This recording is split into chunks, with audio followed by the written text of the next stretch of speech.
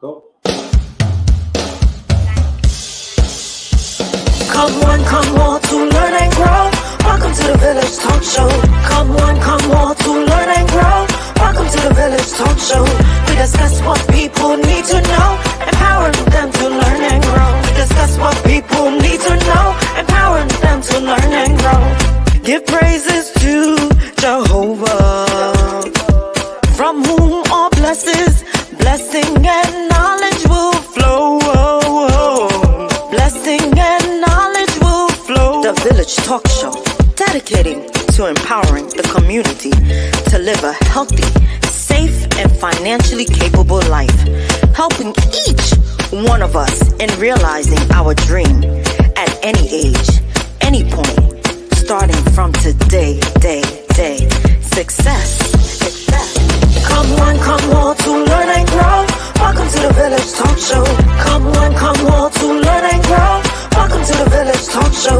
We discuss what people need to know, empowering them to learn and grow. We discuss what people need to know, empowering them to learn and grow. Success is not spoken, it is done. Success is done. Come on now. The Village Talk Show. Talk Show. The Village Talk Show.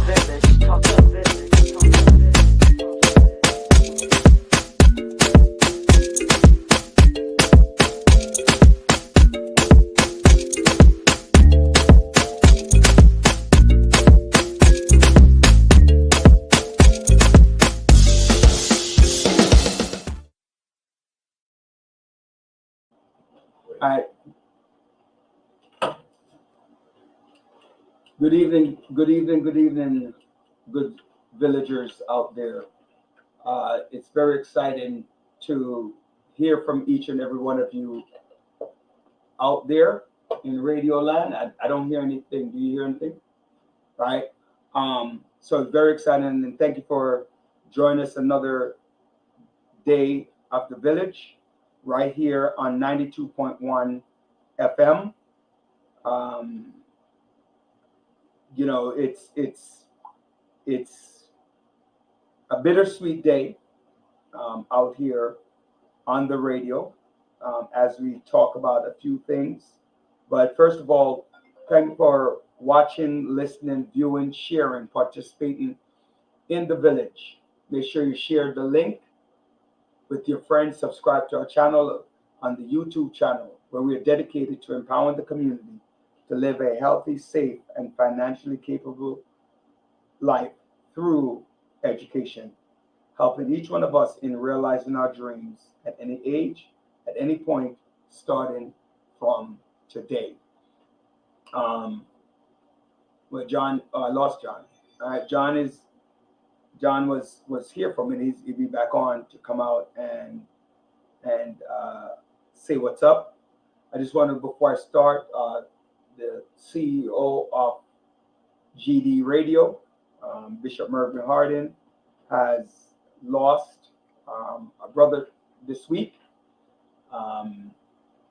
One of his is the one he follows, right? The one he follows, that he lost his brother, Daddy T, Taurus, has transitioned earlier this week. So I just want to make sure that the Grace Deliverance family, the Hardin family, knows that we as a people are very supportive and very concerned when somebody has passed, and ensuring that everybody's mental health is in the right place. It's tough. There's no words that can bring a lost loved one back, a lost loved one back, not lost, a lost loved one back. But we can offer words of comfort in the time of grief and the time of need. So our condolences again will go out to you, Bishop Hardin, Dennis, Hardin family, and the Grace Deliverance family. Daddy T, just know that we're thinking of you. You and your little afro and your infectious smile. God bless you, and may your soul forever, ever rest in peace. Fortunately, that's how we're starting off the show, but we hope that we will not end that way. Okay? So those of you, some of you drive down Utica Avenue right there by the Winthrop, Dunkin' Donuts, right there, the Winthrop Dunkin' Donuts. There's always a young man, a very brown man, in a little white car hanging out there for the last few years. As his home base, he would hang out there, and a lot of people come by and meet him. If you have seen him, that's exactly right below Kingsbrook, right below there. That's what we're talking about. That's who we're talking about. All right, God bless. So, Andre, what's going on? How you doing? It's good, you know. Wait, let me say. It's good. It's things good. I don't think you hearing it. Okay, so I'm hearing it from this. First couple of days of school already going good. I already have my figurative language. My foot is on the kids' neck, you know, because it's the first few days you gotta set them straight before they get too far in the year. You know Expectations and routines. You know what's funny? The rule of thumb is you are supposed to have your foot on their necks. Because if you are too friendly at the beginning of school, they lose more respect for you if you're too friendly than the opposite, right? Than the opposite. The first couple of weeks, you're allowed to give them breaks later on in the school year, but at the beginning of the school year, you don't want to give them any breaks. You can laugh on those things, but you have to Not know, even laugh. Yeah, I think you have to know Smile. Which, I don't know about laughing, but smile. and those things, but you have to know which group of student that is. Because I have one class right now, and there's a good amount of them, and by the way, if I ladies don't- and gentlemen, Andre's afraid to show his face on camera, so it only look like since last year. But tell you, so semi. listen, boy, listen here, Mr. Townsend. I Put said your figurative language. Figurative language. foot- You didn't hear that part. You missed it. Is that no damn figure of speech? Like Mr. Oh, Townsend, well, it listen, was. first and foremost, hold on. Let me tell you something, Mr. Bowman. If you ever seen Buck looked like Hercules. Mm. So you know he put his foot on those elementary school picking them neck, right? And then he showed them how to play basketball and showed them that, you know what? Not because I put my foot on your neck doesn't mean that I don't love you and I don't want you to learn. So I don't know what Mr. Townsend is talking about. He's full of crap. We all believe that. So consistency, ladies and gentlemen, especially for new teachers. Don't walk in there. It's just like you know it when you see a bad parent, and I'm gonna call them that. A bad parent is a parent who feels that they need to be the child's best friend, not the other way around. Not if you are the child, not if the child, like how would I put it? If you feel that your child is your best friend and they are below an adult age, that child is going to cause problems in school. That means no matter what the child does, you will always think that the child is always right and you don't care what anybody says. Yeah. Right? There's a difference between building a positive relationship with your child and believing that your child is your best friend. You're an adult. Get an adult for your best friend. That's funny too, because I remember years back I had a student who said something obscene to his mom on the phone. And mother laughed up. It's as if it was a normal thing to say. Okay. Like it's like an insult, and she turned around and still kind of treat him as an angel. And this kid was a smart kid. Like he was high marks in class, but he was entitled. Mm-hmm. He got his entitlement. So even if he's in class and he feel like he should be getting an A or B, I'm like, no, you didn't do what you gotta do correctly. It's the other thing. Kids want to just do the work. You have to emphasize. It has to be done correctly. Sometimes when the parents think that Pitney is their best friend, they will do the homework for the Pitney. Even that. And that holding the child accountable because I'm always here to help you out. Yeah. I've come across that a lot. It's insane. And you know what's funny? Hmm. Bad teachers have bad children, Police have bad children. Social workers have bad children. Right? You know why? Why? Because we have a tendency to see what the system does. Mm. And then we have a compassion. Oh, put your foot in the neck. Put your foot in the neck. Put your foot in the neck. The proverbial foot. Actually, let me be serious before somebody call me out and tell me that. That's why I said figure of speech. No, I mean to talk about. I'm sure most people know. Yeah, they know. You know, Certainly. I'm sure everybody knows that you don't proverb because you're a madman if you really want to put your feet in somebody in a child's neck. But let me be serious. I think we just have to do a balance. You know, social media is still people just have to run with the literal stuff. You know, and you know it's funny. No matter what you do, sometimes the children are still they have the outside influences, no matter what. You know, I've come across kids who say, I always share this story, right? About 15 years ago, maybe a little bit less. And maybe my villagers out there that have heard me tell this story before, where the parent brought the child up from Jamaica. And when the parent brought the child up from Jamaica, they took them to, at that time, it might still even be there, Caldors. Either way Caldors is, or Caldors itself, a Church Avenue and Utica Avenue here in Brooklyn. Utica. And the parent brought the child into the store to buy some school supplies, some stuff, some new stuff, some clothes for him to wear. Right? And I'm laughing when I tell the story. And I'm telling the story because sometimes it's not the parents, or sometimes we kill the parents, but it's not them. It's the societal influences. When the mother buy the pitney, the clothes, the pitney look on his mother and tell him mother some bad word. Damn. Right? Tell him mother some bad word. Say, this you bring me America for. Wow. Me don't want them suck me up. Me want Fendi this. Well, I'm just saying he didn't say Fendi, but the brand name. Yeah. And them the something I want. And you brought me to America to give me this. I pay bad word and tell him mother, you know. And so like many of us will say, for example, may I pack up my pitney and send him back. How many of you really would do it?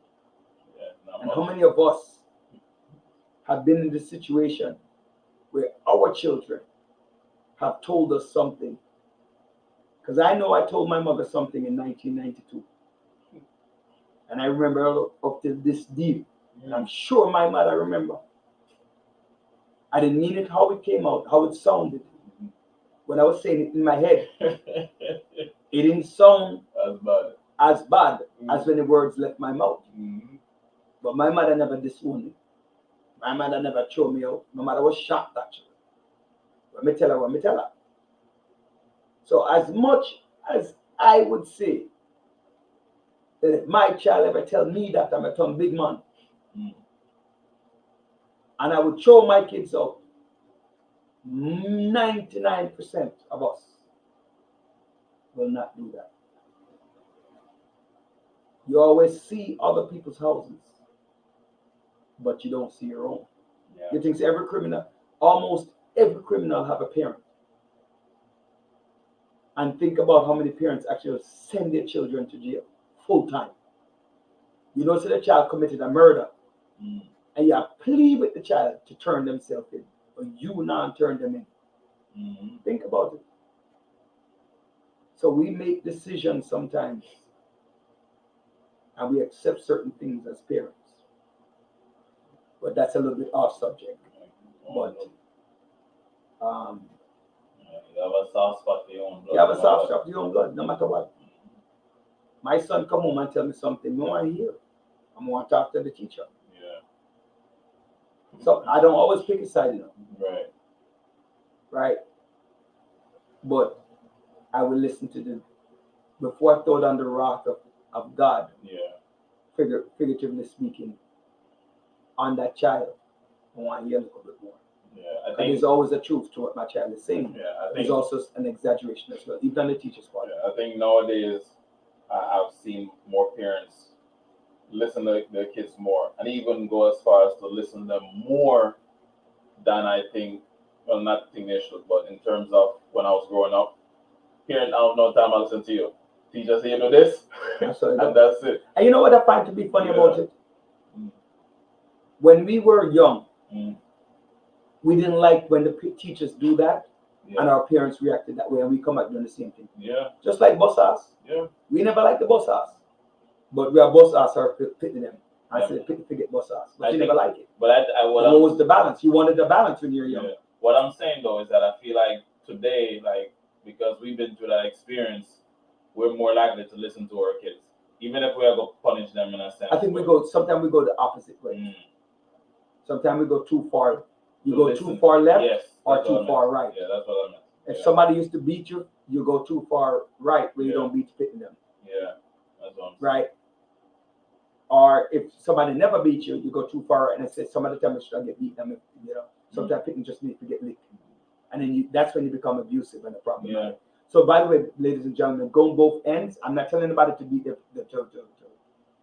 Use your words. right? To your children. That's why I don't like to use the word punishment. I like to use the word consequence. Yeah, consequence. Like children have to know, people have to know that there are consequences for behavior, and they must be remorseful and apologetic for certain behaviors. Sometimes we, you know, and I speak for myself that I know that I'm guilty of that as well. But I don't want to take too long on that. Make sure that you. Oh, one thing that I want to talk about. You know, it's funny. I was in a board meeting last night, and one of the things that we spoke about is what kind of education are we affording or talking about with the children? Are we trying to pigeonhole our children into a specific profession that we think is the best profession for them, right?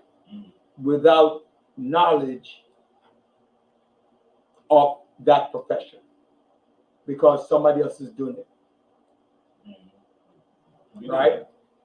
And we have to ask ourselves, see, like my two sons want to play baseball, both of them. That's the profession they want.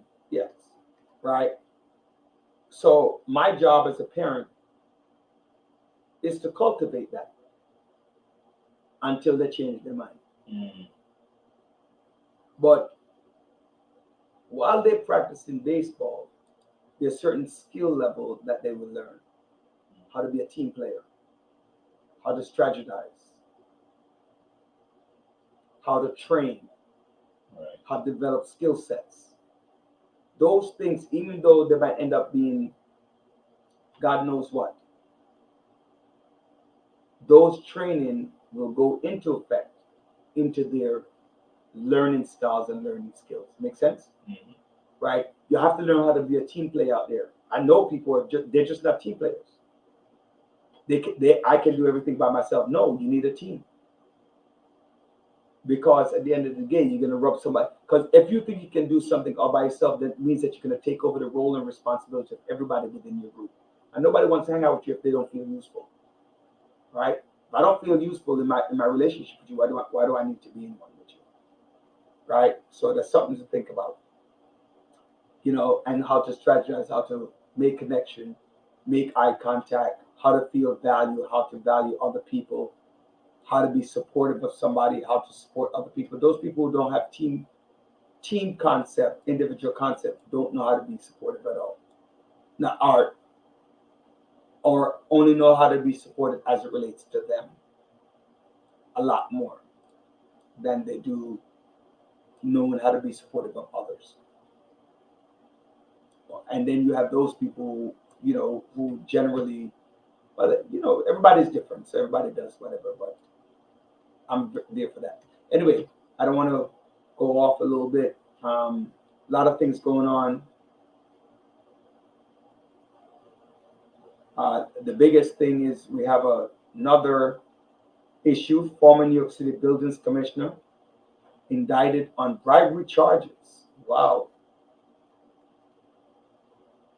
Mayor Eric Adams, former building commissioner, is accused of accepting $150,000 worth of bribes in cash and gifts in exchange for access to the mayor and city officials. So our former building commissioner, Eric Aldrich, Aldrich, hopefully I'm pronouncing. He's a former city council person, I believe, in Queens. Right, I'll double check with that, but he's one of the former Republican city council member, And right? it's so much money, man. It's like Right, you're so- not thinking about the consequences. right. I think he's Queens. Can you double check that for me? I think he's a city council out here in Queens, New York, and he became city building commissioner. Kudos to Mayor Adams, right? Kudos to Mayor Adams for being bipartisan, right? For being bipartisan, in that, you know, he's a democratically elected mayor, and he's a Democrat, not only democratically elected, as all elected officials are in New York, but as a Democrat, he placed a Republican who served in city council for 12 years from 2009 to 2021, and then became the city's buildings commissioner in as mayor took over in January and to 2022. So he was there for a few months. Now did you look up what borough? Southwest Queens. Southwest Queens. Yeah, that's what I thought. Right. And so, you know, kudos, first of all, giving kudos to Eric Adams for doing that, for being bipartisan, nominating somebody who he felt was the best qualified person for the job, not just the party that they belong to. So kudos to that. But unfortunately, he was elected, he was indicted on bribery charges for $150,000 for gifts. How comes they don't indict Clarence Thomas? I'll get away my take. Love to accuse, love to tell these Power, damn. influence. No, it's not that. It's not that. What is it? What is It's it? these damn Democrats. Power, influence. No. All right. No, All right. it's the Democrats. Clarence Thomas is governed by Republicans, and he will not be indicted by, and if he's indicted, which he's not, you can't tell me that Aldrich don't have power. He did. He Who does, have more and did. power? Who might have more power? Who might Well, have that's more true. influence? I'm That's going what up the I'm rank. saying. So power, influence. Yeah. Right? Because look, I don't like to talk about this, the orange man, Trump, right? I know the former president, excuse the orange man thing, right? But at the end of the day, really, for him to for the cases to still be against this guy, and he's still moving around, and people still seem to want to have him as president, or not even still want him to have him as president. So it's a wonder, how much power does he have, and influence does he have, as Eric. just irrational he was, as irrational and just really horrible in terms of But you know why I don't subscribe to that? George Santos has no money. Oh yeah. He has no money, and Al Franken had money when he was senator from Minnesota, when they made him leave. Andrew Cuomo has money. He's from money and he has money. But is it just money alone give you the power? Well, money, they go, one brings the other. So yeah. Right? One brings the other. Money brings power and power brings money. They kind of work together. So if it's not just money, right? Don't forget, people don't know this, So I'm gonna let in some people on some secret. There are more Democratic rich people than they are Republicans. Really? Go look it up. Rich in the sense of Money. Right? There are more poor people that are Democrat, that are Republicans, well, than they are, because remember something, Wait, there's more rich Democrats than the than Republicans. Republicans. Look it up. That's laughable. So I'm just thinking about the laughable. The logics of it. You right? The Democrats them are Because wow. they I now you might have because remember, for one thing, right? For one thing, think about it this way. They're fighting for poor people. Look at the 32 states. So you can look them up. The economic worth of those 32 states that voted for Donald Trump in 2016. Alabama. Poverty in Alabama is ridiculous. Tennessee, right? Remember the cost of living in Tennessee, Alabama.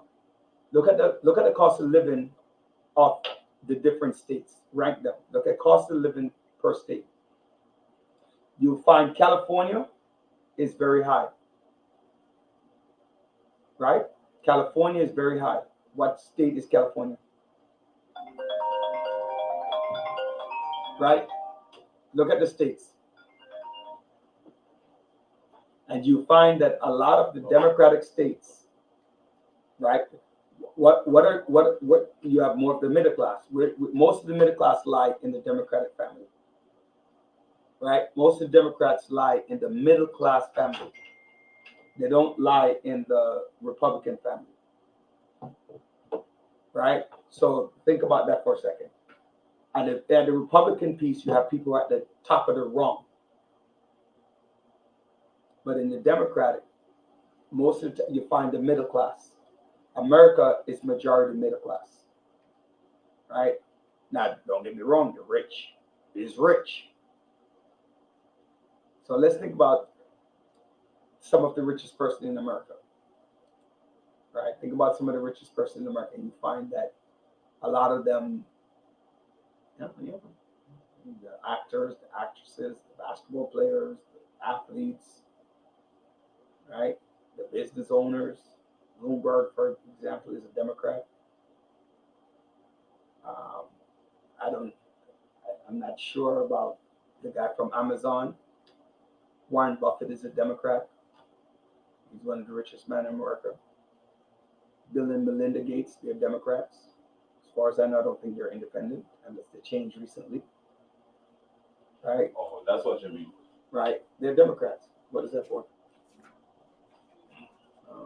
I guess they misunderstood the message. Good evening. Good evening. But in a sense, though, even though they're up there as Democrats too, I guess I would say, what's up, Miss I was about to say Miss Joy. What's up, so Joy? But like, they have to lobby for certain things. Something that don't. Why are you so serious, my girl? Sure. Hmm? Smile.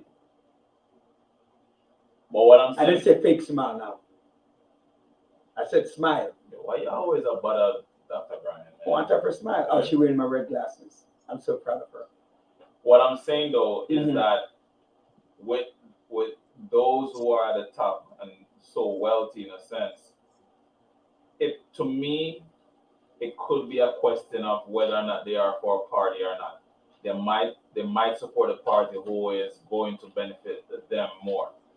You know, like No. I get that point too. Yeah. Look, did you look up? What did I ask you? Which party is Not- more rich?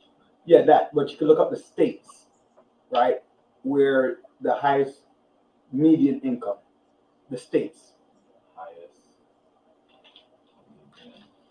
income by state. You find that Connecticut, New York, California, Hawaii,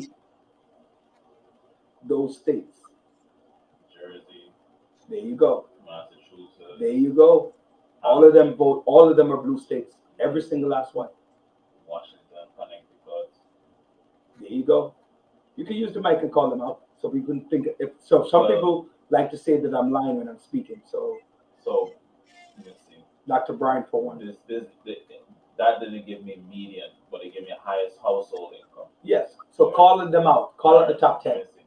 Top 10? Yeah. All right, let's see. Maryland, is what number? number 1. So I'm going from 1 all the way, Okay, so Maryland, blue state, right? Number 2 in household so is Massachusetts, blue state, Jersey, blue state, Hampshire, New Hampshire? Hampshire, blue state. California. Well, New Hampshire swing is a swing state, Okay. California, number 5. blue state, Hawaii, blue state, Washington, blue state, Connecticut, blue state, Colorado, blue state, and Virginia. Colorado is swing state. Next, Virginia, top 10. okay, next. Oh, that was the top 10. I know, but All next, right. next, Utah, red state, Alaska, red state, Minnesota, blue, New York, blue, Rhode Island, blue, Vermont, blue, Illinois, blue. Oregon.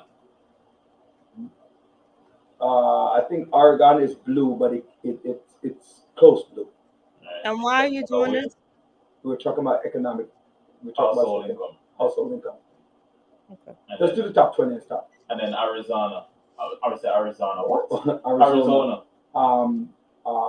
What do you call that? Swing state. Swing state. Last time it was blue. Okay, that was 20. All right. So if you go back at Utah, Utah is the only one that is completely blue. I mean, completely red of the 90. I think there's one other in the top 10. Virginia.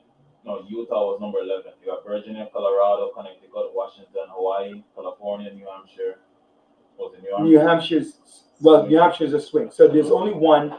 So if you think about that, so what I was saying to people when people think about like the Republicans are about money, right? It's actually a falsehood, right? It's actually a complete falsehood. Like people think, oh, Republican means money. No, it doesn't. Democrat actually means money. The CEOs of those companies might be more red than blue. So people think so. There are more poor people economically in the Republican Party than they are in the Democratic Party, and people think it's usually the opposite, and it's not true. Right? It's 100% not true. As you can see, so out of the top 20 states in America, right? I believe 2, maybe 3 of those states are completely red states. 2. So 90% of the economic girth of America is in the blue states. So what are the things that's making somebody a Republican? It's not money. Why are people dying to stay, not only figuratively, but literally dying to stay in a red state when they really aren't making any money? Well, what about this aspect? What about the possibility of how we talk about Republicans and Democrats being forthright, right? Republicans being straight up tell you what it is, and down whereas Democrats don't do that. And so I'm wondering if the historical history also have a reasoning there too. So like I've heard a lot of people say Republicans don't sugarcoat anything, and that's why they end up go over to the Republican side. And I've heard that. I've also hear people just argue against someone for just switching over to Democrat because there's a historical connection. Like certain people have always been Democrat. Why you want to switch over right now? They always fight for people's rights and so on and so forth. Well, the one thing that I can say, I'm listening. the one thing that I can say strongly about Democrats and Republicans, right, is that Democrats are wishy-washy. And I'm a Democrat, so people are going to take offense to that statement. Democrats have a tendency to follow what other people say, right? They have a tendency to do that. Republicans have a tendency to stick with the course, right? You can't say that, but you know, in this case, no, Democrat, Republican, you know, it is true. But one thing though, why I love being a Democrat, I'm gonna tell you this, because we stand to ensure that our individuals, our kids, have health care, our kids have public schools, public school education. We ensure that our kids have a place to live.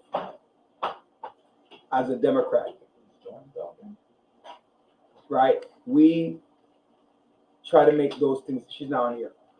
We have those issues that, unlike the Republican Party, we believe in pulling up by the bootstraps. Bullshit. We don't believe that, man. You know, come on. The first thing you come on, hi John, welcome to the show.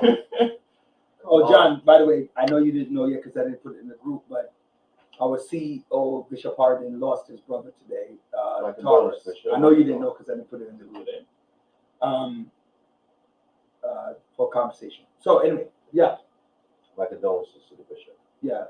But and now we're just saying that I end up just rambling for a little bit, and I need to stop. Is that a lot of people believe that the Republicans have more money than the Democrats, and When you say money, what do you mean? like economic growth, and they don't, right? Because as Andre just proved, that I believe it was 18 out of 19 states with household income is in Democratic states.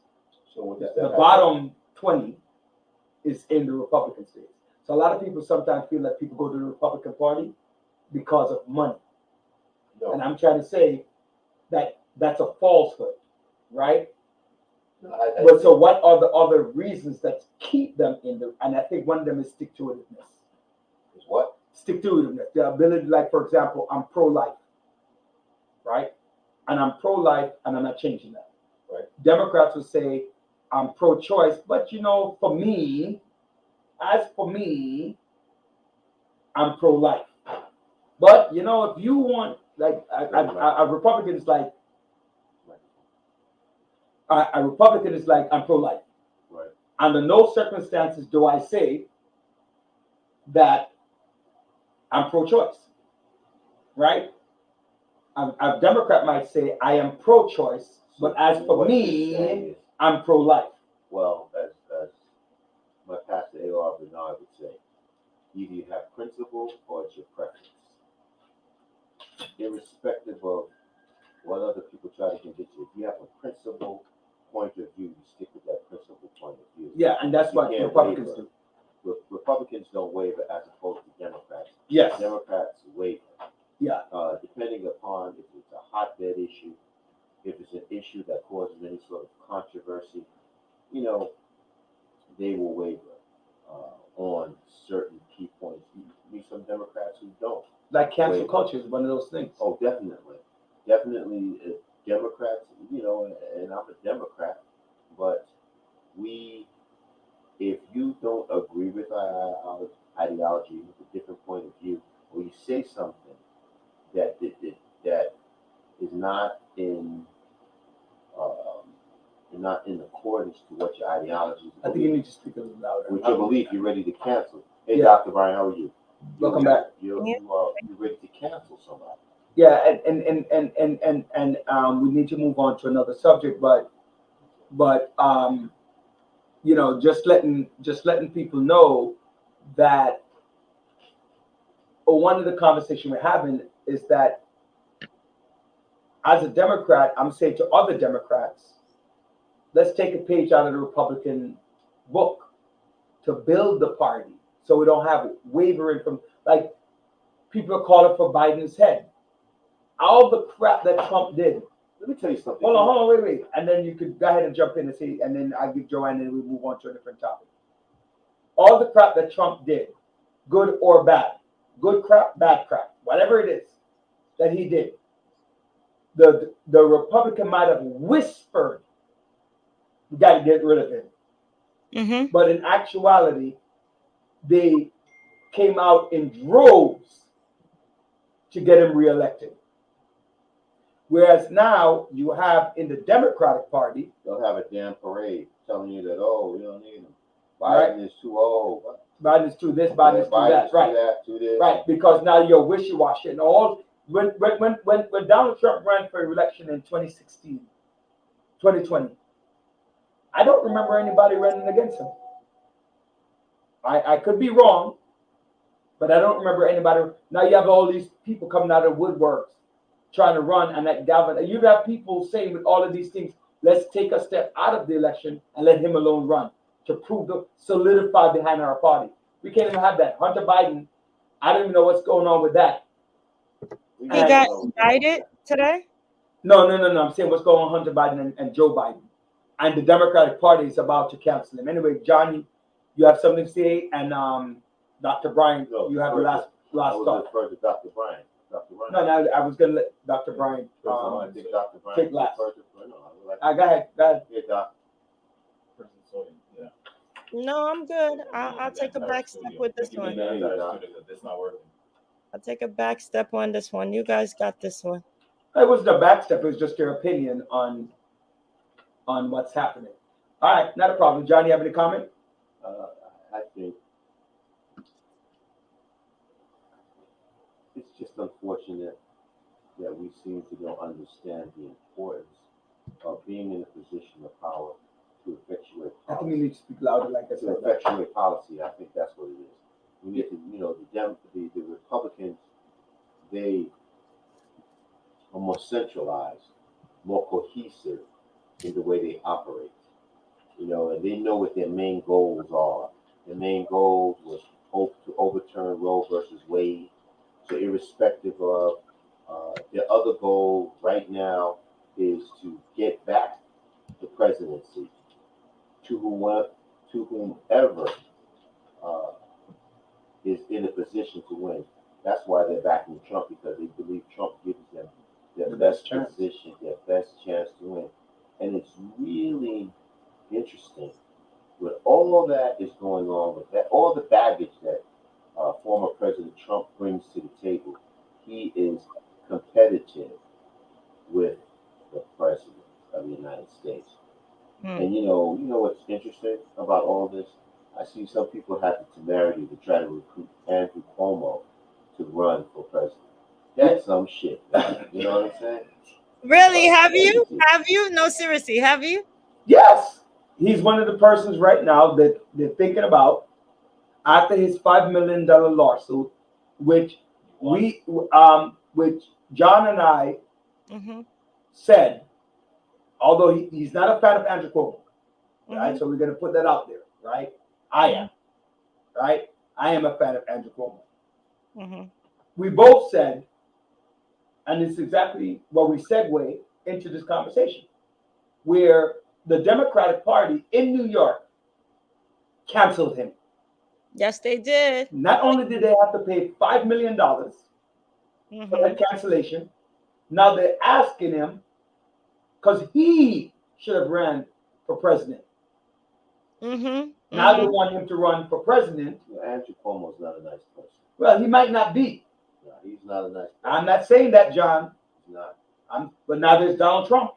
According for some Democrats, Donald Trump is not a nice person. I tell you this. Let me tell you this.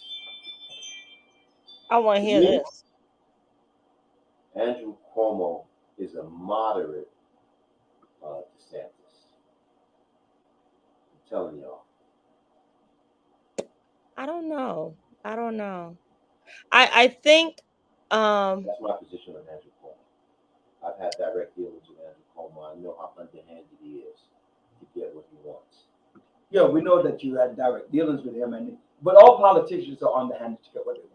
All No, Democrat, no, no. not necessarily. The little dabbling that I do in politics, and I'm not at your level. The little dabbling that I do, you make deals, and sometimes the worst of you, You don't make deals to sell out your own party. That's all. again, A lot of people have, John. a lot of people have. You're right Mm-hmm. about that. Mm-hmm. And what's sad is, I think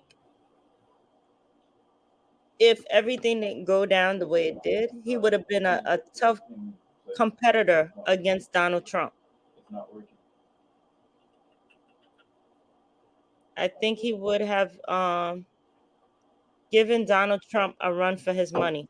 Who? Andrew Cuomo. They were going back and forth, back and forth, back and forth during. He was more presidential when the whole COVID situation started. He was. People were looking forward to his briefings when Donald Trump had nothing to say.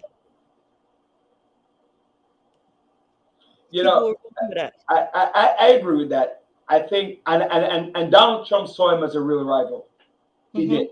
He really Yeah. did. And that was the problem. You That also saw him as a real rival because he was here in New York. people all over around the world was tuning in to his briefings. Yeah, they you were. tune into the briefings, okay, but that don't mean you're qualified to become president of the United States and run the country. Well, Donald Trump wasn't qualified. Let's talk about that. Okay, wait. I'm not gonna say. Wait. Hold on. Wait. I like that. But you know, people out there, you know, I know majority of our listeners are Democrats. Some are Republican, but I like the debate. But John, as a moderate Democrat who might vote democratically for a person, but might vote Republican on an issue, me personally, I'm going to have to side with Dr. Brian. And the reason why I'm going to side with Dr. Brian, Joe Biden won the election not only on his years in office, but on how he spoke about how you would address COVID. So that was a main point why he won. So I'm going to side with Dr. Brian. No, the main point, no. See, you know what? Put the Trump antics aside. Push those antics aside. Look at our economy. Were we coming home more money in our paychecks? Let's put it aside. Was a lot of government regulations that stymied a lot of businesses he did away with, started generating monies. Third of all, he got rid of the red tape that was, I have to give him credit where credit's due as to the vaccine. You know, warp speed, he was able to get it done. I also give him credit the way he dealt with the criminal justice system, the federal criminal, and put the spotlight on the Department of Justice and the unfair treatment that they give to individuals. When you have 2 FBI agents conspiring to prevent this person from becoming the one who's seen to become president, they're the ones who are conducting these investigations, telling, you know, their own points of view. This is what the feds do on a day-to-day basis. They have no overseer of the way they conduct. It wasn't until Trump put spotlight on the DOJ. And, you know, everything was, whatever the DOJ did, whatever the feds did, it was golden. But now you see they're human like everybody else, and they have their own biases and prejudices that really impact the way people are treated in the criminal justice system. So you're saying, yes. referring And also, I want to add, Dr. Brian and Roger, he cut all the red tape, the bull crap. You know what? If you look at the woman, Alice Walker, mm-hmm. her petition came before Obama in his administration. What happened? Nothing. Trump, I don't care what y'all guys say. She spent enough time in jail. She's doing X, Y, and Z. I got people supporting her. You know what? Let her out. Wait. You With know full body. why? You know why? Why? It was a lot of smoozing with Kanye and Kim Kardashian. It wasn't just So on. they want. So you mean there was no smoozing with Obama? I don't know. Did they bring her case up? Or was It it was before Obama, but the problem was what happens is it goes to the Department of Justice and it goes to this bureau that looks it over. And And they presented. and then presented. No, Kanye because cut they through the have red their tape. own point of views regarding certain content. No, this person is. How the heck you know this person haven't turned their life around? So what I liked about Donald Trump, he was willing to buck the system. He wasn't going to go with the system. You know what? If a person deserves, if I get advocacies for people saying this person shouldn't be locked up any longer, It's all about whatever, I'm not going to wait to get a memo from my Department of Justice on it. You know what? I'm gonna take your word for it. Go ahead. That's why I like Trump. He cut through the It bullshit. was all cut through about the red tape. connections. He It's was all all about connection. I don't think anybody like, hey, you know, you have an attorney who goes up to him and was like, hey, I want to fight on this behalf. He wouldn't have given that person no time a day. So Doc, it's you don't know about that, Doc. You don't know that. no, it's Look at- about also look at Kwame. Kwame Kilpatrick was a Democrat. Mhm. What did he do? He commuted his sentence. That Kwame is the guy from Pennsylvania, right? You know, Kwame was from Maryland. No, Detroit. That Oh, is yes, murder, yes. something like that, or No, he was a Oh. former mayor. oh yeah. Yes, and Pat. Oh yeah. He was the mayor of Detroit, who they arrested for. And also now, ladies and gentlemen of the village, Go ahead. all of a sudden, you know, first of all, Joe Biden, Hunter Biden, right? Now all of a sudden they want to indict Hunter Biden regarding his Gun. application for a gun permit. Mm-hmm. You know, anyone else would have never gotten the sweetheart deal that they had proposed for him. So We they all were know that. they We were all know that. We all know that. But what do you expect? He's the president of the United States, son. well. Look at the dummy twins. They're not Who?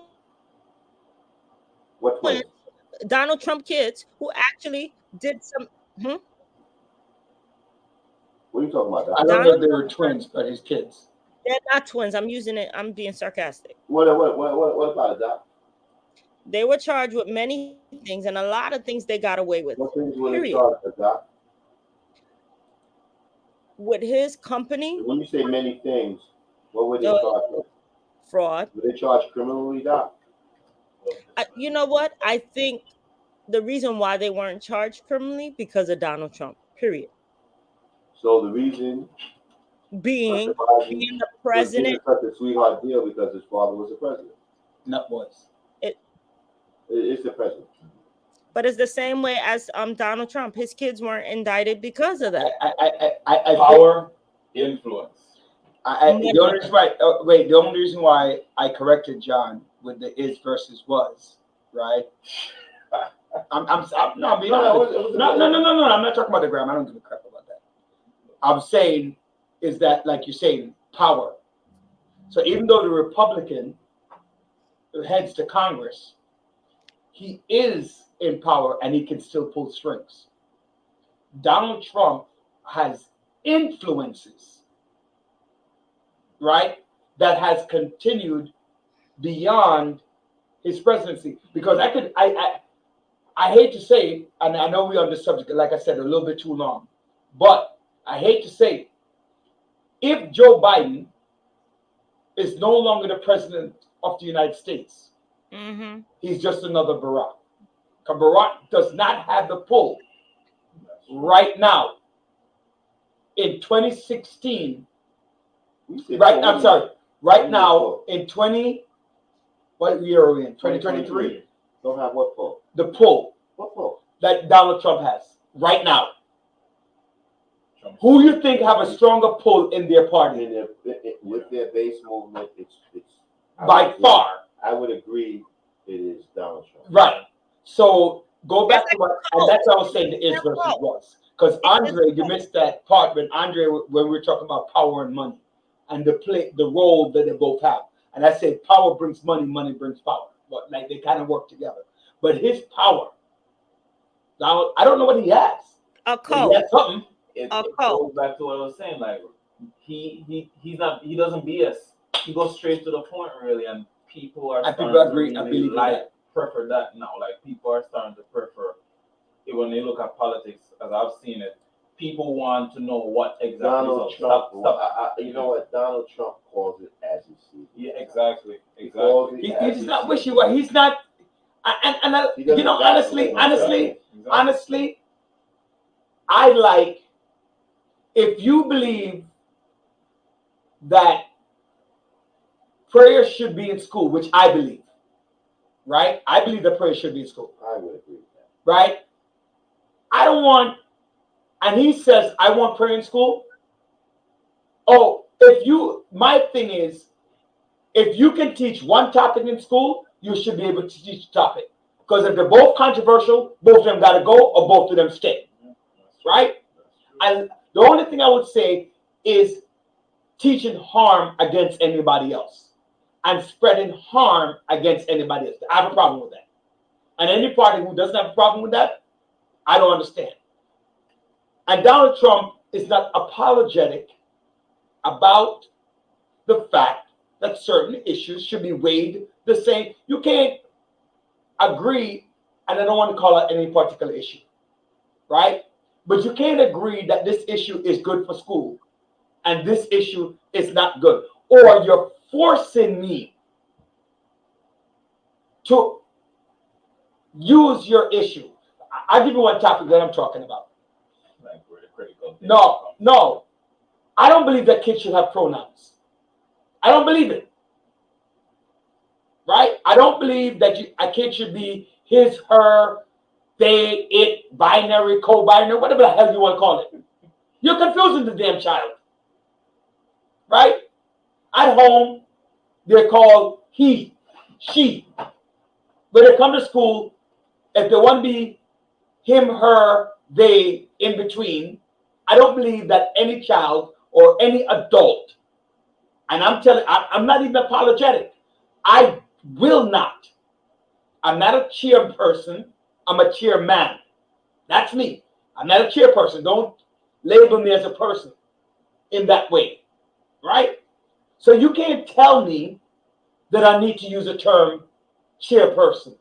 When you're in office, you're a chairwoman or chairman or chairperson, but you cannot subject me to that. And if you have that point of view, they're ready to cancel your Exactly. And another point of view. Instead of even having like a conversation with it. Right. Or saying that, you know what, that's okay. But if I want to be called chairperson, then you can't tell me I shouldn't be called There's chairperson. another and That's, jumping, you know, and jumping on top of another issue, the whole transgender in sports. I don't agree with I that. don't agree with I that don't at all. agree. Not even close You know, to it. no. Female sports are for biological women. Oh, but what do you mean by biological? I'm like, Women who are born women, should right? compete against one another. It should not be a transgender male who wants to transition to a woman to compete, Or vice against versa, them, and vice versa. right? No. I feel that there are, no matter how, I mean, I know, and by the way, this is not necessarily the view of the studio, but it is, I'm giving the disclaimer, right? Our GD radio. I sound like our lawyer. My point on that is, physiologically, mentally, you might believe and feel differently. Whether you feel like you're born that way, socialized that way, I'm not here to discuss how does somebody come up with the gender that they will live their life out as. That's not the point of my comment. Physiologically, the human body, men have more developed this, women have more developed that, right? So the movement is not physically, right, feasible, right? For example, a man naturally born to run and a woman naturally born to run, they will not compete. A woman could never run as fast as Usain Bolt. Period. At least no time in the near future. That's why the time difference between a woman's time in the Olympics and a man's time in the Olympics, the national record is almost a second differential. So physically, it's not happening.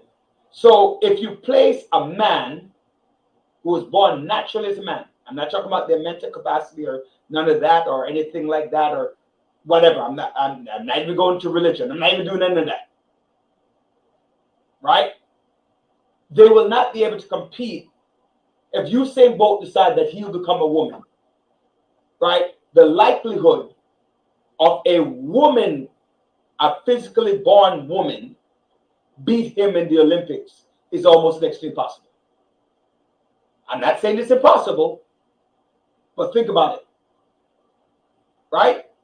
A woman throwing the football 60 yards down the field, I haven't seen it yet. A woman on a consistent basis. A woman hitting a baseball 450 feet. The Giants on Sunday Could they use that, right? Could they use a woman who could have thrown it 30 feet, right? On Sunday, losing 40-0. But the point is, it's just we can believe that anybody can do anything. Right. But the question is, what percentage of those people can do anything? Right? You know,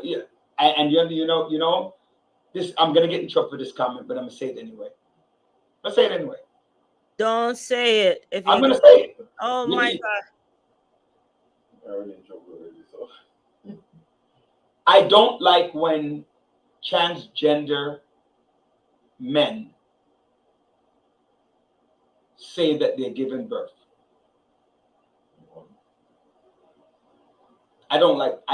That's one thing I hate. I do hate that statement. What? So if a transgender man who was a woman keeps her uterus and she gets pregnant, right? I don't want to say the wrong thing. Or say it the wrong way that it would affect me. But I don't know. Maybe you know what? Let me not say anything more. Yeah. Because I might be saying it the wrong way, and I'm not. I had said that before. Don't say nothing, but your mouth kept going and going and going and going. Because you know why I always say that, Dr. Brian. I'm gonna leave it as such. If you show me a man that could give birth to a child, then naturally born and died without any kind of operation, then show me a multi-billionaire who can do it from birth to death. Right? That's why I don't like the statement. Because now I feel that women, whether you are lesbian or not, and go through the heartache of giving birth, I feel like you're diminishing the value of what the pain and the tragedy that they're going through by saying that your man going through this thing. I feel it just something doesn't sit right. Like I think you're devaluing what a woman really has gone through and the pain and the struggle that they have gone through. So I have a question for you. To make that statement. I'm not saying it right, and I know it's not coming out right. I just want to know one thing. Yeah. Why are they starting the impeachment thing on the president? Is that your way of switching the topic? No problem. Let's move on then, because I don't want to say the wrong thing. At this one time, I'm going to agree with you. Oh, Why are they starting the impeachment thing? Why are they pushing Yeah, it? let me ask you a question. Why do you think that? Well, wait, can we not talk about that yet? No, I No, do. no, no, no, no, no. We Hold wanna- on, wait, Dr. Brian. My God. Dr. Brian, Oh, the our, reason hold on. I'm not going back to the subject. You're right. I'm leaving the our subject. alone. guest is on. Yeah, it's not just that. Yeah, because I wanted to segue into our guest. All right. Because she's here to talk about preparing for the future of your child, and we want to talk to, and we started out with school and back to school. So I wanted to come back, and then we could come back to the impeachment thing at the end. But I'm not going back to that subject. You're right. I'm leaving it alone because I don't want to put myself in trouble. Oh, you already did, my friend. Your Yeah, I mouth. don't think so. I don't think completely. I don't Oh think my completely. God. But I no, let's not talk about it no more. I'm listening to you, and I'm not talking about it anymore. I'm leaving it alone. 529 came, talking about that and preparing for children. I was in a couple conversations, and while I'm starting this convo, I'm bringing our guest on. She's not on camera yet. You're working on it. Right. I was talking to somebody. So in my meeting last night, we were talking about preparing our kids. One of the comment I brought up was two ends of the spectrum. Okay. One spectrum where we don't look at career technical education, and the other end of the spectrum, we don't look at why when we go to a hospital, the top brass is, even within our own communities, it's not of they're not black and brown boys or girls. They're not, male and female. But when you look at the bottom rung of the community, and I brought this conversation up, the majority of those people at the bottom on the socioeconomic ladder, in certain, and one place I highlight was a hospital, is of black and brown boys and girls. And so one of the things that came up in the conversation is that one person pointed out the expense of college. And I'm like, and I was having a conversation with somebody, and this is one thing, another thing that's going to get me in trouble, Dr. Brian, is and I was having this conversation with my aunt today while I was driving over. And I said, we pay tithe and we pay offering, but we don't pay 529K. We don't invest into education, but we invest into the church. You have to have a balance of the two. If you don't invest into our 529K, right, you will forever have our children, black and brown boys and girls, right? And remember, before anybody chastised me, I said there's more poverty in red states than blue states. I did say that. So there are more poor white people than there are black people. Let's not get it wrong. I did state that from the get-go. So, right, let's just be clear. So one of the thing that our guests want to talk about, and I want to lead us,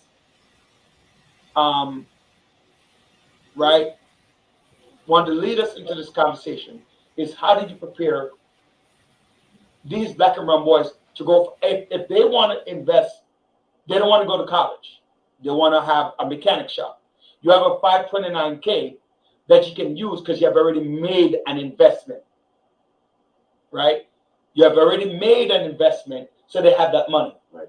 But if you have prepared nothing, they have nothing to go on. Right. And a lot of times, the other thing I tell people, I said, stop worrying about school loans. And I know Dr. Bryant disagrees with me with this. But if you go to school to be a doctor, a lawyer, or an engineer, and you come out being anybody that could have gone to any school for, then you're right. You should worry about school loans and your money that you owe. I went to school to become a doctor, right, in all honesty. But I got scholarships, right, so I don't have no debt. But imagine if I went to my school and cost my parents money and say I was going to be a doctor and end up being a teacher, that I could have gone to Brooklyn College and become a teacher. That's a tremendous waste of $50,000. It's a waste. So people can't say the loan's a loan, but if you didn't do what you're supposed to do, don't blame somebody because you took out the loan. blame somebody that you were irresponsible. That's what I said, what we talked about earlier also. Treasure what your kids want to do before you make a commitment financially to do all this crap. I know Dr. Bryant is okay because she's always upset about when I talk about college loans. But How come you're always using my name? Can you use I your don't own? want to say, like, because you always yell at me whenever I say that. Get on my nerves. But John is not, but John never complains about the college loans. You do. Do I complain about college? Yes, you do. It's about 3 times I hear you say, I know Yeah. Dr. Bryan is not fulfilling Yeah. Wait, hold on. Was it the All right, fine, no problem. Since I'm wrong, John, issue? your thoughts on the subject. Speaking of Mike, 529. not the 539, but taking out loans to go to school, Taking out loans to go to school. to go to college. What I think about it? Yes. Your honest opinion. Shoot me down if you think I'm wrong. No, I wouldn't have no problem taking a loan out. I'm betting on myself. There you go. See, that's what I say. You bet on yourself. If again, don't go to, you can't, I'm not gonna spend $50,000 to go to Harvard to learn to be a mechanic when I could go down the street and learn from my brother to be a mechanic and just go get a certification at what's that called? TI, is that what's called? Or ITI or whatever that school is called, Lincoln Technical Institute, right? I'm not gonna, that's a waste of money. Correct. But if I want to be the engineer who builds the car, and I know that the best place, because I'm going to get paid for that if I go to Harvard, then it's worth gambling on myself and take out that loan. I'm not going to go to, I'm 100% certain, I'm telling you up front, I am not going to Harvard College as a black man coming from poverty, taking out $50,000 a year loan to say I'm going to be a doctor and end up being something I could have been at Brooklyn College, where it cost me $5,000. That makes no sense, especially if I'm ill prepared. Mm-hmm. Our guest, never forget, 9/11. You're disappearing on me, Doc. Can you hear me? Esther?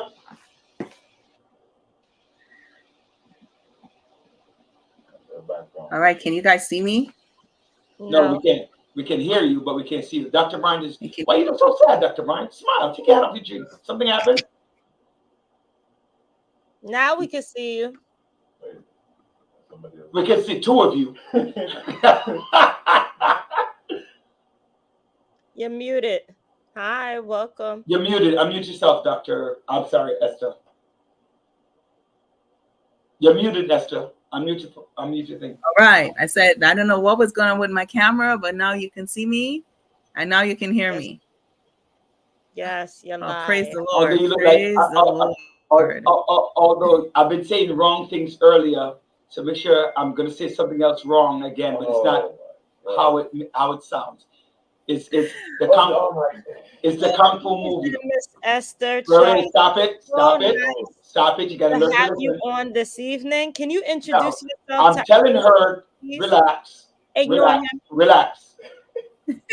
What I'm saying to you, Oh my! I heard, Exactly. I heard good What- things, I heard bad things, I heard wrong things, I heard true things. no. What I'm Yeah, saying so I'll is, just help out wherever I could. no. What I'm saying is like, you know how we love to watch Kung Fu movies, and then you see the mouth moving, Yes. and then the words coming out. Yes. That's what I'm Yes. talking about. So it's for some Oh, reason, that's what's happening with me right now. yeah, the delay. No, you're fine. You're Oh, fine. there is a delay. No, you're Alright, fine. well, we'll work on it.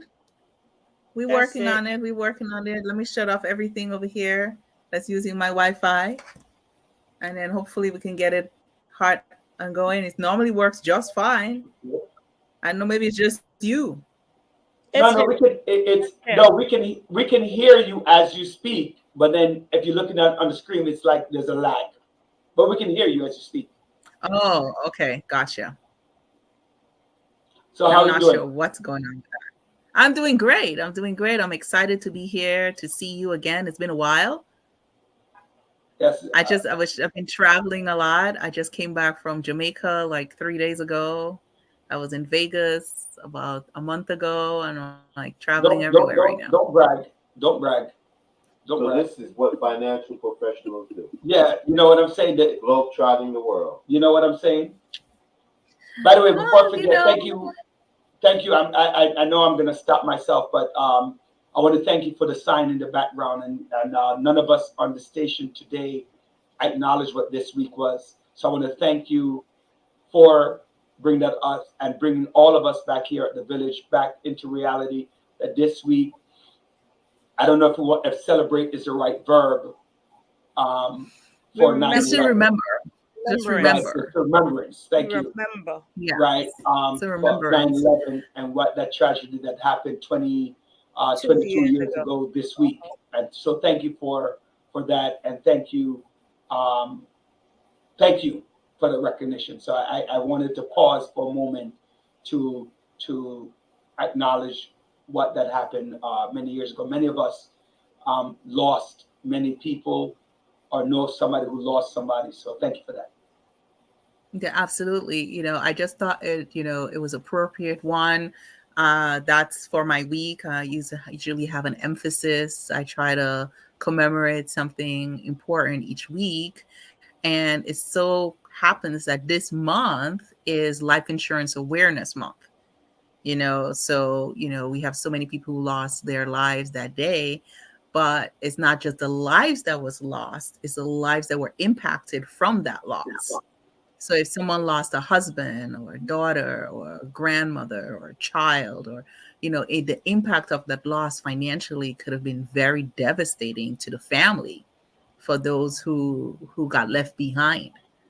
So that's something I just want to make a note of, because many of us in the Black and brown and beige communities tend not to be, what's the word, up to date, up to speed on protecting our finances, protecting our income earning capacity, and the impact that would have on our families if we were not to be able to bring income into the home. So, just to know, not only do we remember the lives that were lost, but the lives that were impacted by the loss as well. You can't replace the love, the hugs, and the kisses, but the financial impact, may be felt generationally for those who passed away during that time. Right. While we're talking about that also, John, I don't know, I also want people to be careful, right? There are predatory people out there who are trying to take advantage of that situation as well, trying to get people to sign up with them, do this, do that, make sure you do You your know what? Let homework. me tell you something. The biggest problem, Oh, absolutely. Mr. Charles, one of the biggest Absolutely. problems There I are have, predators everywhere. we have predators everywhere, but to me, the biggest predator is sometimes those insurance companies. And what I mean by that, and some of these financial institutions is, my biggest thing, if you get in an incident, you get in an accident, uh, God forbid, you have someone who passes away, the the um, the process in which people try to withdraw or to get their claims granted to receive some sort of remuneration because if that's what they paid you all these premiums for, they tend to give you a hard time. Well, it A depends very on hard time. it depends on what kind of plan you're talking about. If Mm. you're talking about from, like, you have no life insurance and it's a accidental death from an accident, like a car crash or something like that, that is difficult. That is difficult because you're running a claim against property, and that's called property and casualty claims. You're saying, hey, this accident and this is the reason. Then they're going to go through a whole process of whose fault it was, right? And to determine the fault and was it intentional and all of those types of things, that takes time. Whenever there's a motor vehicle involvement, the cause of death takes time. And the cause of that, you need that to have the death certificate, even with life insurance. regular life insurance. If you don't have the death certificate, you're not getting any money with most plans.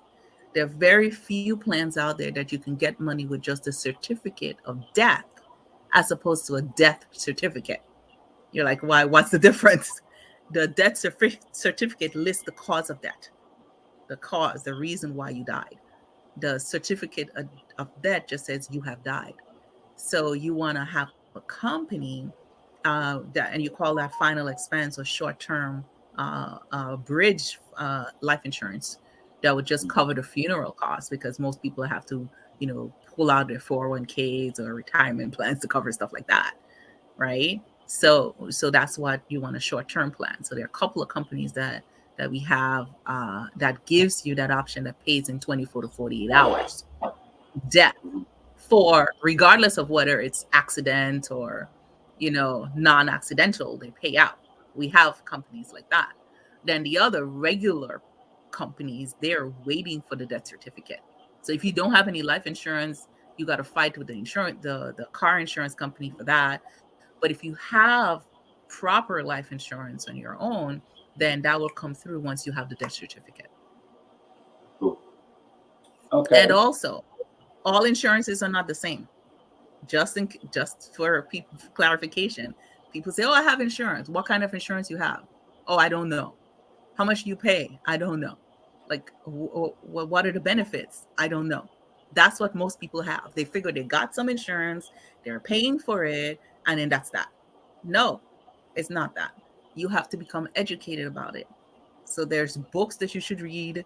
There's education that you need to have in place to make sure that, guess what? Your life insurance is not, a term when you think you have a permanent plan. So, oh, my policy just went up 800%. Why? I don't know. The insurance company is a scam. No, you didn't know what you bought. Right? And that's why it's very important to work with a financial professional who sells every type of plan. Right? Most people out there, they're only working with somebody who sells term. If they only sell term, they're going to tell you term is the best. It's like you go to the Toyota dealership, he's going to tell you why Toyota is better than every other car on the planet. Unless you do your homework. So let's get right to the chase. I have an insurance question. Why in the world does term life insurance, I don't know if you know the answer, but I'm going to ask you, and if you do, you go ahead and give us the answer. Why in the world does term life insurance go up so astronomically in comparison to other insurance? Like a term life insurance can go up 200-300%, right? Or more. In less than 5 years. Why is it? That's one of the reasons why people don't believe in insurance. Because if you get whole life, yes, it pays you back. But a $200,000 whole life insurance policy, when you get it at the if you get both of them at the same time, costs you significantly different. Absolutely. But I cost you as much as cost you. So you could have a $10 million term life that costs you the same amount as a whole life, right? Because they're gambling on your death, right? So let me get you on that one. Term is cheaper. Like, you get what you pay for, right?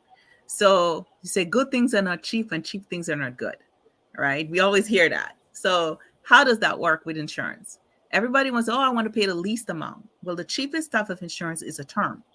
The insurance company is betting that you're not going to die in time before the term ends, or the guaranteed period of premium. So let's just say you have a 10-year, 20-year, 30-year term, but the premium is the same for the 10 years, 20 years, or 30 years. After that, if you didn't die during that time, one, you're not going to get any of your money back. And two, the premium goes up astronomically, because now if you get it when you're 30 and you get a 30-year term, What's the likelihood that you're going to almost will be dying soon in your 60s or 70s? It's quite possible, right? So the younger you are, the cheaper it is. So you get this cheap term when you're young because you don't want to pay. Listen, you got to think about it this way. You want to get your permanent plans when you're super young, right? When you're super young. The term you get because you have a 30-year mortgage, you have a $500,000 house, you get a 30-year term. God forbid you die, it covers the mortgage. Your family don't have to worry about it. Done, right? It's cheap. If you have young children, you're just starting out in life, you can't afford a permanent plan, you get yourself a 20, 30, 40, 50, $100 term. So if you pass away, your parents can take care of your child, or your husband can or wife can take care of your child. There's money to raise your child. Income replacement. That's it. Now, at the end of the 20 or 30 years you got your term, you didn't die. You're not going to get the money back. And now it becomes what is called an annual renewable term. And they're going to rate you at your current age that you are. So you're 30 years older. Of course, it's more expensive. And every single year it's going to get more expensive. That's how term works, right? Most people don't understand that. And some companies out there are deceptive in their practices. And they tell you, oh, this is a whole term. A lady told me, oh, they told me this is a whole term. I'm like, what's that? She said, a term for my whole life. I said, what's that mean? She said, well, it goes until I'm 95. I said, yeah, but does your premium remain the same until you're 95? She said, yes. I said, show me your contract. And I had to show her how to read her contract.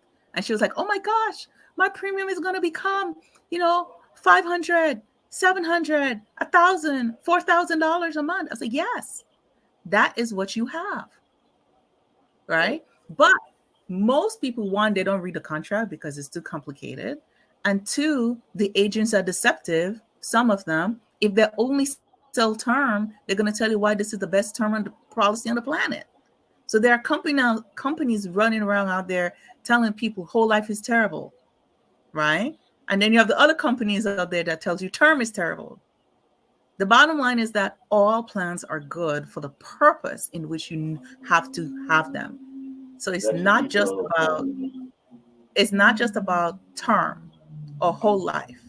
You have indexed universal life and variable universal life. Life insurance has gone through a metamorphosis, right? So most people have never audited their life insurance. So every one of you out there who's listening, I didn't hear you. Say it again. I said most people have never audited their life insurance.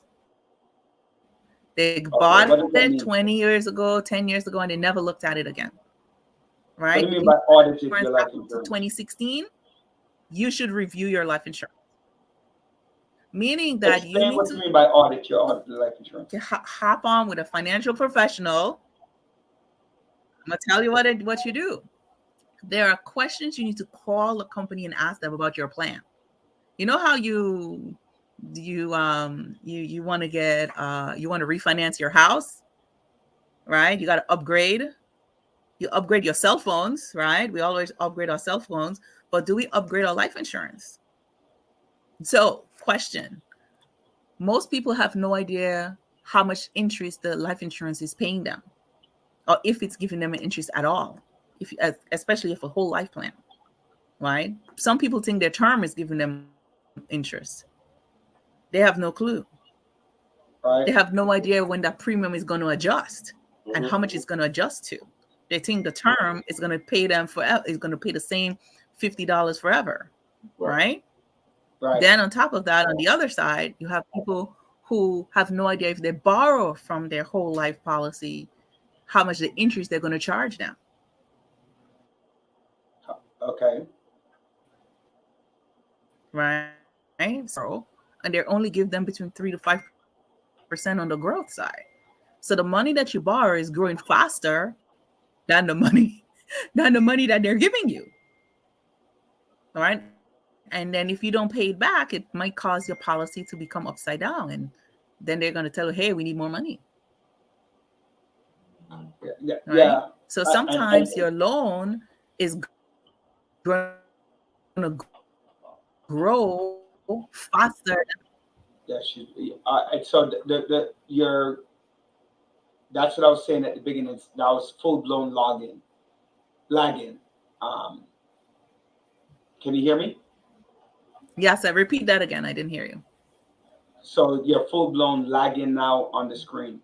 I want to shift the conversation because it's back to school, and I want to talk about one of the conversations that John, myself, Andre were having about preparing your kids from both ends of the spectrum, right? If they want to be doctor, lawyer, nurse, financial advisor, banker, whatever, or they want to own their own business, get the MBA, or even go to trade school. One of the things that I always say is that we need to prepare a lot more. I say the controversial things in the show. John just used bad words as his controversial things. And then, so I always say the controversial things. So I'm going to keep saying more controversial things. We as Black and brown. No problem. I like controversy. Right. We as Black and brown families are least likely to prepare our children or have an investment in college. And I see this from my experience in high school, as a high school administrator. I see it in conversation with people of all bunch of races, right? And so, and sometimes I've even had conversation where I've had Black and brown people say to me, if my kid wants to go to college, they're responsible for themselves. I'm not here to pay for them to go to college or prepare them for college, right? Well, can I just comment on that real quick? I have a comment on that real quick. So I want to talk about changing some of that mindset and what is it we can do to do that.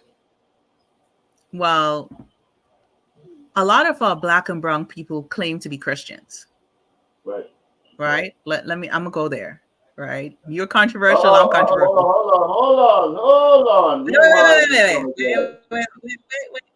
Wait. Let me finish before you get in it. Let me finish. Biblically, the Bible says a good man or woman, right? I'm gonna make sure I cover both sides. I don't want to get into too much trouble now. The Bible didn't say that. A good man or woman leaves an inheritance for his children's children. That's in Proverbs, right? Proverbs says a good man leaves an inheritance for his children's children. Right. And that's number one. Right. Secondly, the Bible says, lay not treasures upon the earth for yourself. Okay?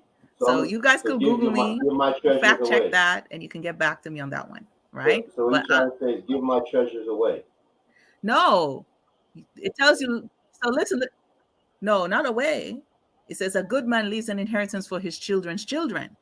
So your treasure should be laid up for your children, not necessarily away. And the Bible also says the poor will always be with us. It didn't say us must be poor, right? So to that point, the conversation about, oh, well, my children got to do their, I'm not paying for their college, or I'm not setting a generation up to be better. You know, if you are a Christian and you're following Christian principles, that's definitely unbiblical. Okay, that's number one. Right. Now let's just, for those who are not Christians now, all right, I'm gonna cover both sides of the fence. I'm sorry. I'm covering both sides of the fence. For those who are not Christians, and we talk about creating generational wealth and lifting up our brothers and sisters. Sound like a politician. Hey, I'm covering everybody tonight. Everybody gets covered, right? You know, we talk about, lifting up the next generation and creating generational wealth. Well, how else do you do that if you look back at our non-black and brown brothers and sisters?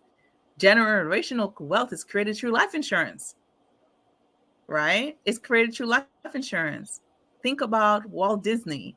Think about, there's a book. I don't know if you guys Don't ever read talk this about book. Tori Spelling now. There's a book everyone should read. It's called Money, Wealth, and Life Insurance. Money, Wealth, and Life Insurance. You can find it on Amazon. All right. I don't sell it. I didn't write it.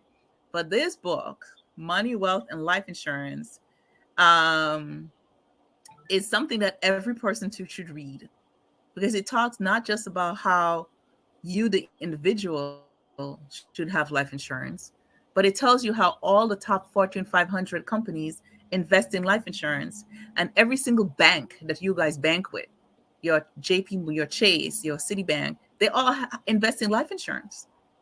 Like, why would a bank have life insurance? It's called a BOLI, BOLI, bank-owned life insurance, because it's the safest asset a bank can own. It's called a tier one capital. And the same thing for companies. Your Starbucks and your Coca-Cola, they all in life insurance too.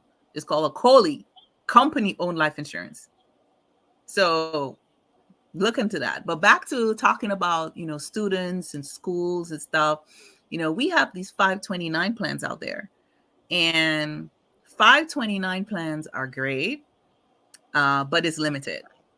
Well, what's the limitation? And what makes it great? Well, you can put money in, not pay any taxes on it, and use it for college education. It works fine. However, what are the pitfalls? Well, it's subject to market volatility.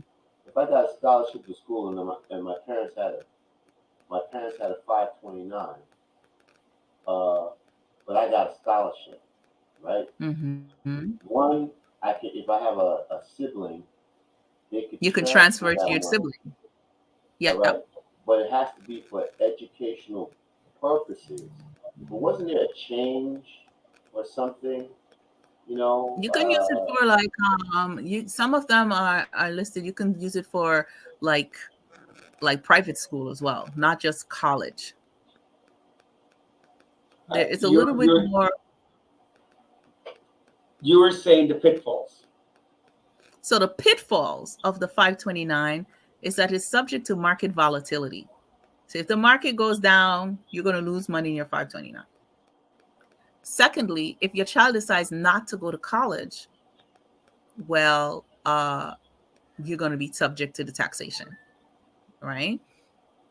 Thirdly, if your child, is there any need-based aid, you're not going to qualify because you have to disclose it on the financial aid form, on the FAFSA form. Well, wait, I just want to correct you on that. It's not that you're not going to qualify, it's that it's offsets. It offsets. So let's just say you have $50,000 in the 529. But it might affect how much you're going to get. Okay. So if you have $50,000 in a 529 plan, you have to put that, and it makes your expected family contribution $50,000, and therefore you get no aid. You get no grant. You get no aid. You get no grants, especially if it's need-based, right? So the 529 plan, you have to disclose that on the financial aid form, and it can put you in a position where you will not receive any aid, providing you qualify, because some people just won't qualify based on family income, right? Now, so if the child does not go to decide, okay, well, they're not going to go to college, well, it can be used for trade school, right? They have made some changes. You can do it for trade school. Use the 529 money for that. So that's been a recent upgrade.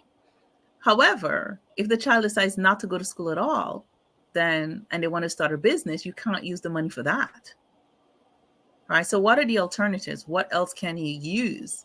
Well, there are some life insurance plans that you can fund and use it for college. It's called an indexed universal life insurance.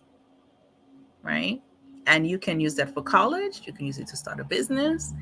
God forbid your child is like not interested in doing anything in the world. You can take it and console yourself and go on a cruise on the French Riviera.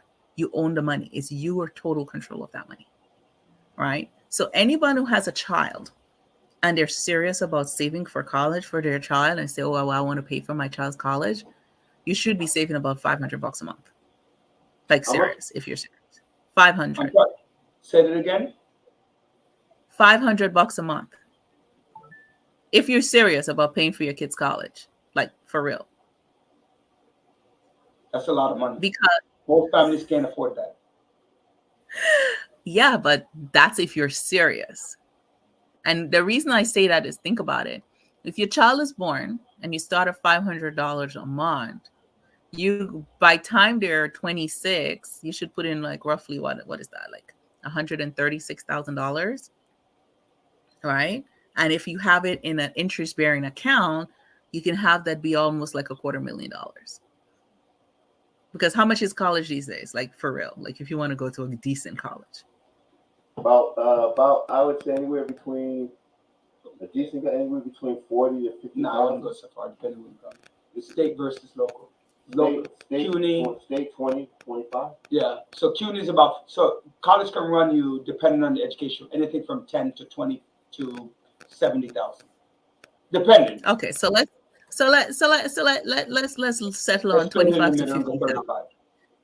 Yeah, 25 to 50,000, right? So if you do 25, $500 a month from birth till 18, you put in about $136,000, and then into that plan, it can grow to, let's just say everything's great. You can be up to $250,000, $230,000 if everything goes 100% well, no losses. Right? We're doing hypothetical numbers here, right? So now you can say, okay, yeah, I can pay for my kids' college. I can do that. But if you're doing $50, $100, you're not necessarily going to pay for college. You might get to a semester, maybe if you're lucky.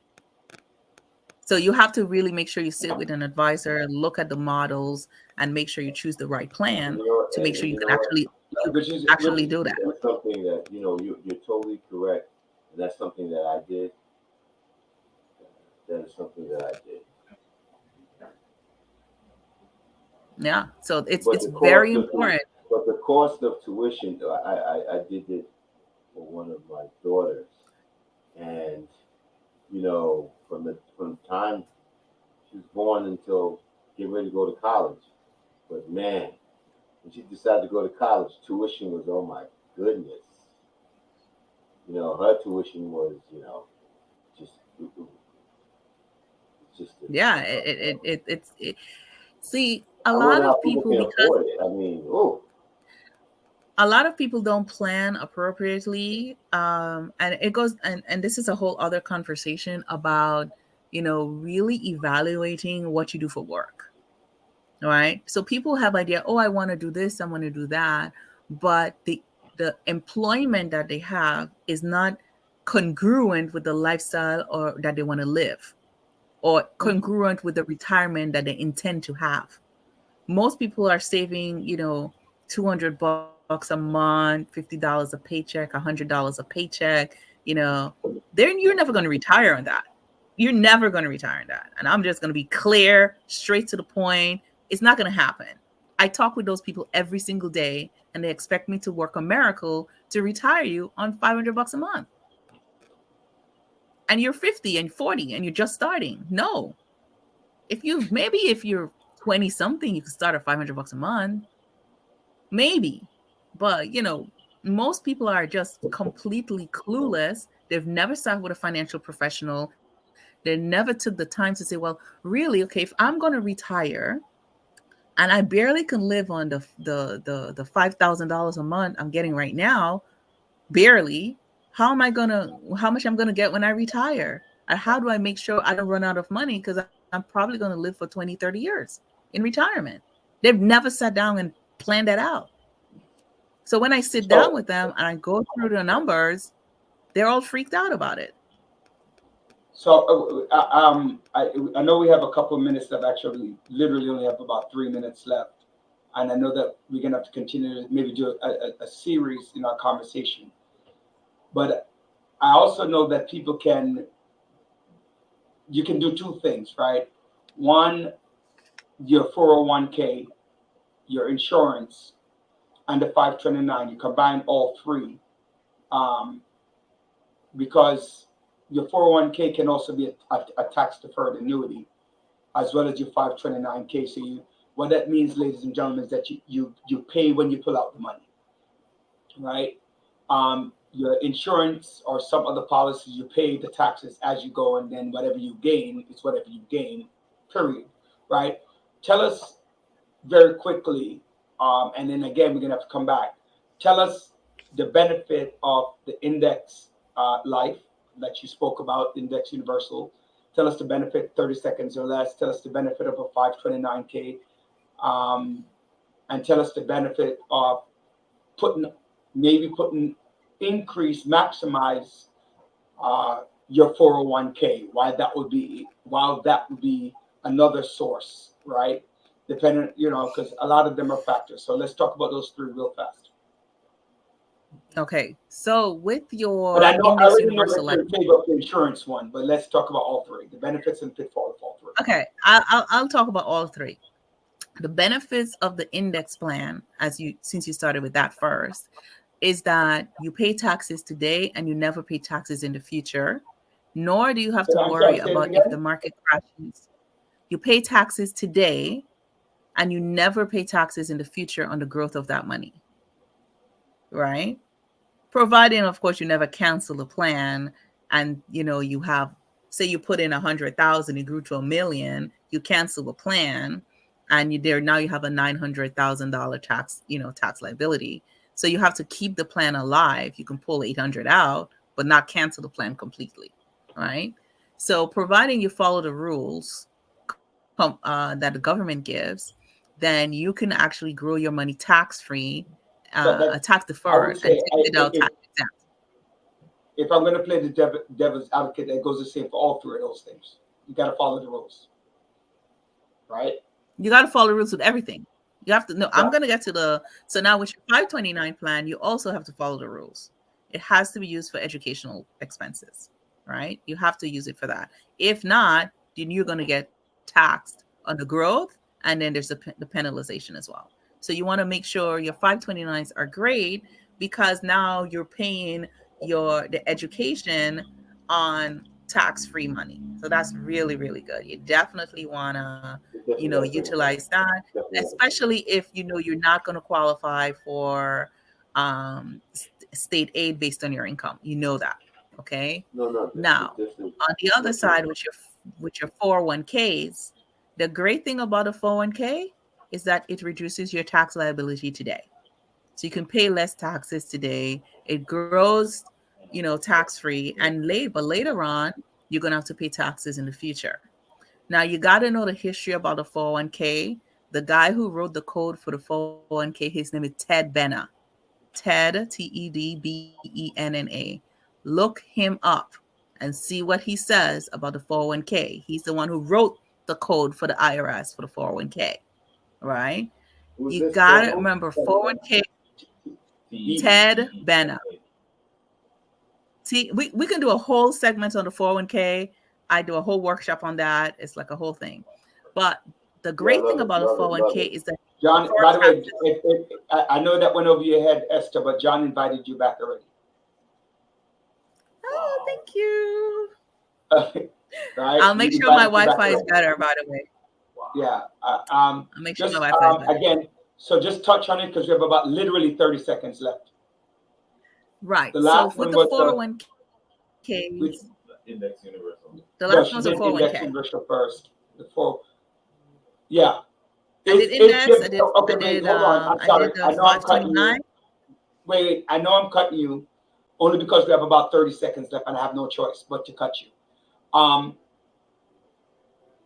Is there benefit to all three? 401ks are a monster that Congress created by accident. Yes.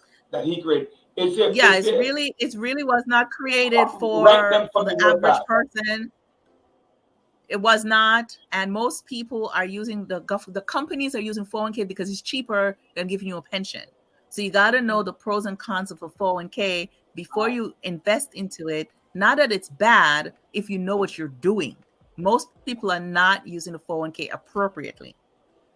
All right, so Right. I want to thank you. I know, Esther, I'm rushing you, but unfortunately it's 9:01 and we have to finish at 9 o'clock. I think in the background to speak to Andre. Let's find out when your next available date is, John. No, we should do a whole segment. Right. So let's find out when you. So let's talk to Andre in the background. And this way you come on a little bit earlier, so we're not even that much more rushed with time. We didn't even get a chance to go back to Dr. Bryan's topic because this topic is very interesting for many people. But I want to thank you, and thank you everyone for watching, viewing, sharing, participating on the Village Radio Talk Show.